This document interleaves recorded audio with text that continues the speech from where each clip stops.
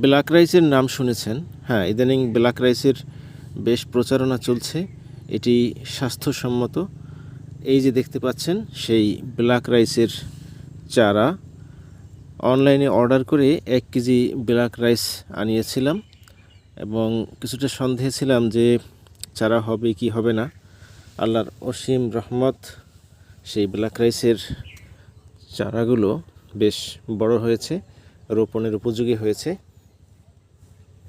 হ্যাঁ, এই পাশে দেখতে পাচ্ছেন এগুলো হচ্ছে হাইব্রিড বীজের চারা, আর এই পাশে এই হচ্ছে ব্ল্যাক রাইসের চারা। এই ধানগুলো বেশ সরু, একেবারে চিকন চাল বলতে যেটি বোঝায়, এবং এর চালও কালো, আর ভাত রান্না করলে সেটিও জাম কালো। আমরা জানি যারা এতে অভ্যস্ত। আশা করছি এবার এই ব্ল্যাক রাইস রোপণ করতে পারবো, চাষ করতে পারবো। দেখি আমাদের এই আবহাওয়ায়, আমাদের এই পরিবেশে ব্ল্যাক রাইস কীরকম হয়। আল্লাহ ভরসা, নতুন উদ্যোগে শুরু করব।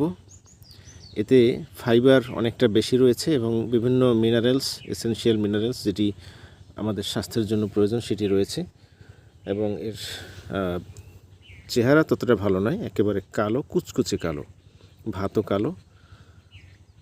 তবে দেখেছি অনেকে খান এবং অনেকে অর্ডার করেন এই ব্ল্যাক রাইস চাল, বেশ মূল্যবান। একসময় তো শুনেছিলাম যে সুপার শপগুলোতে এই ব্ল্যাক রাইস বিক্রি হয় 1000 টাকা পর্যন্ত নাকি কেজি।